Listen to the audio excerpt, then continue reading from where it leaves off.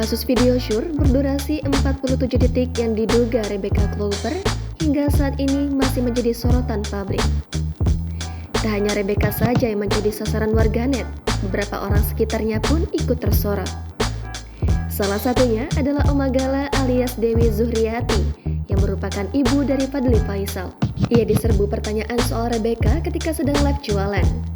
Tentu saja gara-gara merasa terganggu, Oma Gala langsung menjawab ketus para warganet yang menanyakan soal Rebecca.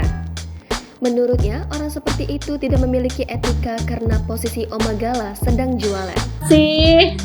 Hargai orang, jangan nanya macam-macam. Iya, orang ini nggak ada etika banget ya. Heran mama.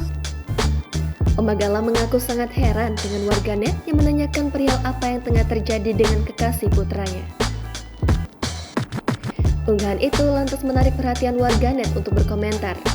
Beragam komentar pun memenuhi unggahan tersebut. Kok etikanya nggak ada gitu?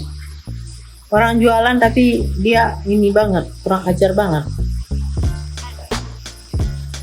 Ada etika dong dikit, hargai orang. Ini orang tua loh. Coba kalau mama kamu digituin sama orang gimana rasanya?